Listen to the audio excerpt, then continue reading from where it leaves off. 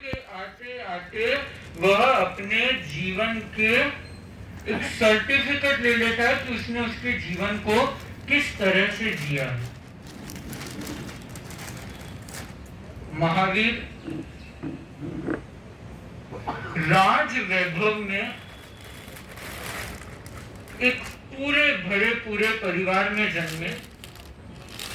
उन्हें कहीं भी जन्म, जरा, दुख, दारिद्र्य, मृत्यु इसकी कोई आहट नहीं पहुंचने दी।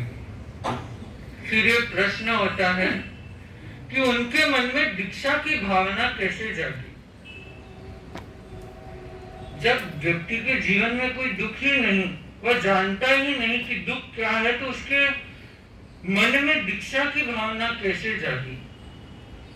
कहा जाता है क्योंकि महावीर ने इस जीवन को सपने की तरह देखा था। आज हम जो सपने में जी रहे हैं उसे यथार्थ मानते हैं और जो यथार्थ है उससे दूर होते जा रहे हैं। दुख का सबसे बड़ा कारण है कि आदमी जो अपना नहीं है उसे अपना मान रहा है। महावीर ने अपरिग्रह का सिद्धांत दिया कि तुम्हारा कुछ नहीं है, तुम्हारी केवल अपनी आत्मा है। और जब अपरिग्रह का सिद्धांत आदमी नहीं मान पाता तो वहां हिंसा आदि सारे बुरे कर्म अपने आप आ जाते हैं।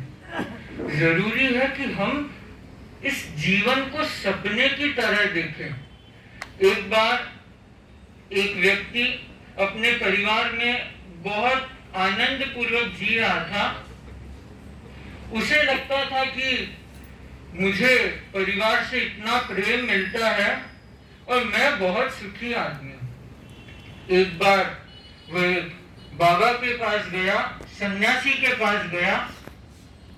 सन्यासी ने उसे धर्म की शिक्षा दी तो उसने कहा कि मैं धर्म क्यों करूं, मैं तो ऐसे ही बहुत सुखी हूं। सन्यासी ने कहा क्यों? कहा कि मेरा परिवार मुझे इतना प्रेम देता है, मैं इतना आदर पाता हूं और मेरे बिना तो मेरे परिवार का एक दिन भी निकलना मुश्किल है। सन्यासी ने कहा ऐसी बात नहीं है, दुनिया में हर व्यक्ति स्वार्थ के वशीभूत है। अभी परिवार का तुमसे स्वार्थ है, जब स्वार्थ नहीं रहेगा तो कोई तुम्हें नहीं पूछेगा। सन्यासी ने, उस व्यक्ति ने कहा नहीं नहीं ऐसी बात नहीं। तो सन्यासी ने कहा कि मैं तुम्हें इसका प्रमाण दे सकता हूं। कैसे?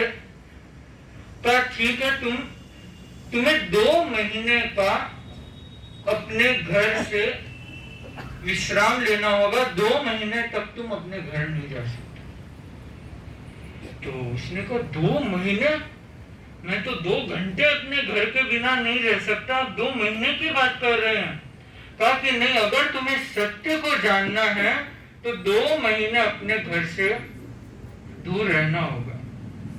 ठीक है, अपने घर गया और पत्नी को कहा कि मैं 2 महीनों के लिए कहीं बाहर व्यापार करने के लिए जा रहा हूं। पत्नी ने बहुत ना कही, लेकिन उसे सत्य जानना था, वह चला गया। इधर सन्यासी के साथ वह गया, 10-15 दिन उनके साथ रहा और सन्यासी ने गुपचुप तरीके से एक चिट्ठी लिखी और उसके परिवार वालों को यह सूचित किया कि तुम्हारे घर का यह पुरुष मर गया है। घर में हाहाकार मच गया। होता ही है, कोई भी मृत्यु और इतनी छोटी उम्र में अगर किसी की मृत्यु हो, लेकिन धीरे धीरे घर वालों ने मृत्यु के बाद अपने आप को संभाला। जो बड़ा बेटा था उसने दुकान संभाली और कार्य धीरे धीरे सही चलने लग गया। 2 महीने के बाद वह व्यक्ति वापिस आ रहा था। रात हो गई, दरवाजे बंद थे और बाहर से उसने टक टक करनी चालू की आवाज लगाई। अंदर से जो उसकी पत्नी थी वह गेट पर आई, आवाज देखी तो अपने पति की थी और वो बिल्कुल डर गई। उसने बाहर से पति कह रहा दरवाजा खोलो, और कह रही है तुम कौन हो? कहा कि मैं तो तुम्हारा पति हूं। वो दरवाजा नहीं खोला। तुम क्यों आए हो यहाँ पे? कहा अरे मेरा घर है, मैं कहाँ जाऊंगा? कहा नहीं नहीं नहीं नहीं नहीं, अब तो तुम मर गए हो, अब तुम्हारा यहाँ कोई स्थान नहीं है। अरे कहाँ मरा हूँ, मैं जिंदा हूँ। कहा नहीं नहीं नहीं, अब तुम्हारी कोई जरूरत नहीं है। अरे तुम मेरे बिना 2 मिनट नहीं रह सकती थी, आज क्या हुआ? कहा नहीं, हमारे घर में सब कार्य सही चल रहा है, आप तो जहां जिस लोक से आए हो वहीं पे वापिस चले जाओ। आदमी इसी तरह होता है, वह सोचता है कि मेरा परिवार मेरे बिना चल नहीं सकता, लेकिन यह संसार है, किसी एक के जाने से रुकता नहीं है, धीरे धीरे अपने आप चलता रहता है। महावीर ने इस सत्य को जाना था, इस संसार को उन्होंने सपने की तरह देखा और वे संन्यास्त हुए। उन्होंने ज्ञान अर्जित किया, और महान व्यक्ति वह होता है जो सिर्फ ज्ञान अपने लिए नहीं रखता, उस ज्ञान को बांटता है। महावीर ने भी उस जीवंत धर्म के प्रकाश में अहिंसा का दर्शन दिया,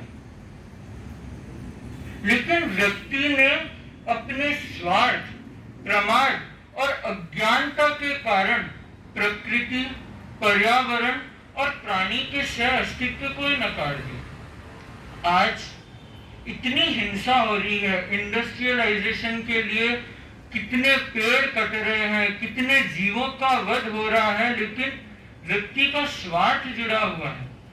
अब बुलेट ट्रेन के लिए आर्य कॉलोनी में हजारों पेड़ कट गए। ब्राजील के अंदर रियो डी जेनेरो में फॉर्मूला 1 का रेस कोर्स बनाना था, वहां 70,000 पेड़ सिर्फ उस रेस कोर्स को बनाने के लिए कट गए।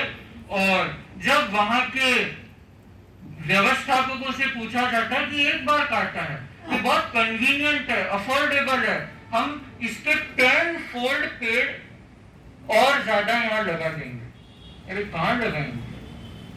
इतनी जगह जा रही है, कह रहे हम 10 फोल्ड 70,000 की जगह 7 लाख पेड़ लगाएंगे, कहाँ लगाएंगे? इतने खोखले वादों के बावजूद हम देखें तो पेड़ों की संख्या 3 फोल्ड बढ़ने की जगह हर साल 3 फोल्ड घटी रही है। यह आदमी का स्वार्थ,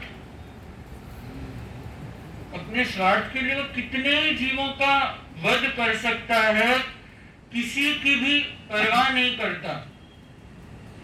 लेकिन अगर हम देखें, अगर इसी तरह यह स्वार्थ हमारा चलता रहा तो आगे जाकर कैसा दिन भी आएगा कि व्यक्ति जीना भी उसके लिए इस पृथ्वी पर दूभर हो जाएगा। तो महावीर ने हमें अहिंसा का सिद्धांत दिया, लेकिन हम उस सिद्धांत को समझ नहीं पाए, और आज हम एक ऐसी स्थिति में खड़े हैं जहां हमारा भविष्य भी धुंधला नजर आ रहा है। महावीर ने अनेकांत का दर्शन दिया, असांप्रदायिक अखंडता, सब एक है, इसका सिद्धांत दिया, लेकिन व्यक्ति अपने वैयक्तिक विचारों के आग्रह में जाति, पंथ, संप्रदाय इसके अंदर उलझ के रह गया। उसके लिए सिर्फ उसका मत सर्वोपरि है। और हम देखें तो लोगों ने अपने संप्रदाय को खड़ा करने के लिए धर्म की परिभाषाएं बदल दी।